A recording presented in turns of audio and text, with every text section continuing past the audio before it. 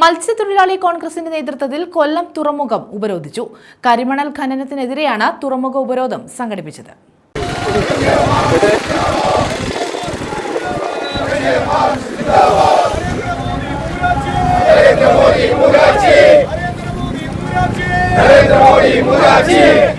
കടൽമണൽ ഖനനത്തിനെതിരെ ദേശീയ തലത്തിൽ സംഘടിപ്പിച്ച പ്രക്ഷോഭത്തിന്റെ ഭാഗമായാണ് കൊല്ലം പോർട്ട് ഓഫീസ് മത്സ്യത്തൊഴിലാളി കോൺഗ്രസിന്റെ നേതൃത്വത്തിൽ ഉപരോധിച്ചത്.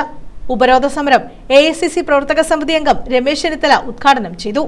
കോടിക്കണക്കിന് വരുന്ന പരമ്പരാഗത മത്സ്യത്തൊഴിലാളികളുടെ ഉപജീവന മാർഗം ഇല്ലാതാക്കുന്നതാണ് കടൽമണൽ ഖനനമെന്ന് അദ്ദേഹം ആരോപിച്ചു. അതിശക്തമായ ഒരു പോരാട്ടത്തിനാണ് ഇന്ന് മത്സ്യത്തൊഴിലാളി കോൺഗ്രസ് നേതൃത്വം കൊടുക്കുന്നത്. ഇതിനു മുമ്പ് തന്നെ 3-4 സമരങ്ങൾ ശ്രീ കണ്ണൻ എന്നോട് സൂചിപ്പിച്ചു. 4 സമരം അല്ലേ? 4 സമരങ്ങൾ മത്സ്യത്തൊഴിലാളി കോൺഗ്രസിന്റെ നേതൃത്വത്തിൽ കടൽമണൽ ഖനനത്തിനെതിരായി നടത്തുകയുണ്ടായി. ഈ സമരം ജീവിക്കാൻ വേണ്ടിയുള്ള സമരമാണ്.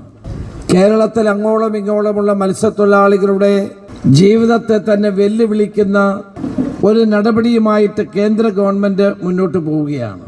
ശ്രീ പ്രതാപൻ ഇവിടെ ചൂണ്ടിക്കാണിച്ച നടപടികളെല്ലാം കേന്ദ്ര ഗവൺമെന്റിന്റെ ബ്ലൂ ഇക്കോണമിയുടെ ഭാഗമായിട്ടാണ്.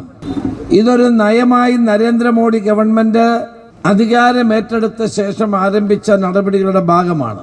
ബ്ലൂ ഇക്കോണമി എന്ന ഓമന പേരിട്ട് വിളിച്ചുകൊണ്ട് ആഴക്കടൽ മത്സ്യബന്ധനവും കടലിലുള്ള മണലുകൾ മുഴുവൻ കോർപ്പറേറ്റുകൾക്ക് വിൽക്കാനുമുള്ള നടപടി ഇതിന്റെ ഭാഗമാണ്. വൻകിട ട്രോളറുകളും ഉപയോഗിച്ചുകൊണ്ട് മത്സ്യബന്ധനത്തിന് കോർപ്പറേറ്റുകളെ അനുവദിക്കുന്ന നയമാണ് കേന്ദ്ര ഗവൺമെന്റ് കൈക്കൊണ്ടുകൊണ്ടിരിക്കുന്നത്. അഖിലേന്ത്യാ മത്സ്യത്തൊഴിലാളി കോൺഗ്രസ് സംസ്ഥാന പ്രസിഡന്റ് G. ലീലാകൃഷ്ണൻ അധ്യക്ഷത വഹിച്ചു. KPCC രാഷ്ട്രീയകാര്യ സമിതി അംഗം TN പ്രതാപൻ, മത്സ്യത്തൊഴിലാളി കോൺഗ്രസ് ജില്ലാ പ്രസിഡന്റ് യേശുദാസൻ, കോൺഗ്രസ് നേതാക്കളായ KC Rajan, advocate Bindu Krishna, INTUC ജില്ലാ പ്രസിഡന്റ് AK ഹഫീസ്, സൂരജ് രവി, ഗീതാകൃഷ്ണൻ തുടങ്ങിയവർ പങ്കെടുത്തു. ന്യൂസ് ബ്യൂറോ, കൊല്ലം.